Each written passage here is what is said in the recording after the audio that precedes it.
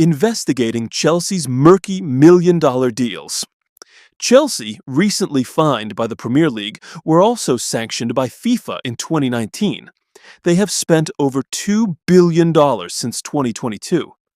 Seeing Chelsea linked to financial irregularities and breaches of financial regulations is becoming less surprising. Sanctioned by FIFA in 2019 and by UEFA in 2023, investigated by the FA, and most recently fined by the Premier League, the Blues have faced years of scrutiny from football's governing bodies. While the London club has continued to win titles, most notably the 2021 Champions League and last summer's Club World Cup, and has kept investing heavily in new signings, particularly since Blueco's arrival in May 2022, its multi-million-dollar shady deals have repeatedly caused problems. Weeks ago, the Premier League announced the largest fine in its history, £10.75 million, roughly $13.7 million. In a statement, the league reported that the Blues made undisclosed payments by third parties linked to the club, to players, unregistered agents, and other third parties. These payments were not reported to football's regulatory authorities at the time. The payments were made for the benefit of Chelsea and should have been considered as made by the club. In other words, between 2011 and 2018, during Roman Abramovich's tenure as owner, Chelsea used tax havens to make secret payments to players and agents that were not included in official accounts. The most high-profile case involved Eden Hazard, whose agent reportedly received €7 million, about $7.6 million, to secure the transfer ahead of Manchester United. In total, the London club paid more than €55 million, approximately $60 million, through these arrangements. But the punishment did not end there.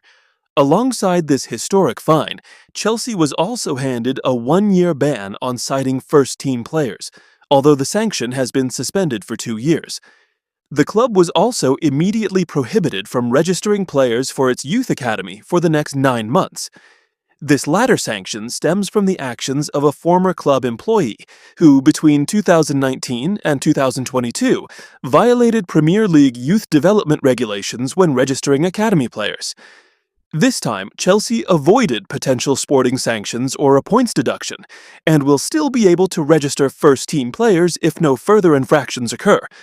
That outcome was largely due to the new ownership's voluntary and proactive disclosure of possible historical regulatory breaches.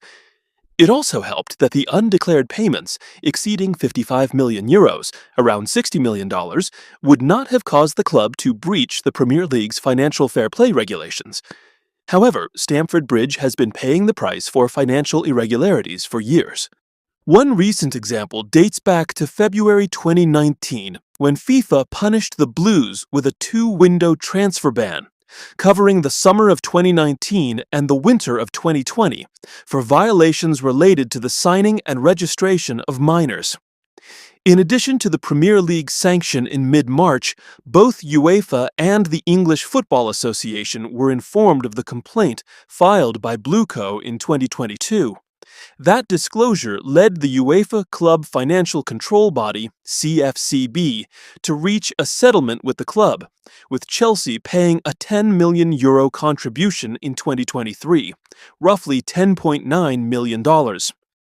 Meanwhile, an independent FA disciplinary proceeding is still underway concerning the club's alleged breaches of its rules, stemming from similar conduct. That investigation could result in another fine of around £10 million, or roughly $12.7 million. But the club's financial controversies do not end there. Although the accounts presented by Chelsea in April 2025 reported profits of more than €153 million, about $167 million for the 2024 financial year, allowing them to avoid breaching the Premier League's financial fair play rules, those positive figures were somewhat misleading. Without the repositioning of Chelsea FC Women in May 2024, which turned the women's team into a separate business within the club owner's wider portfolio, in exchange for £200 million, around $255 million, the club would have recorded significant losses.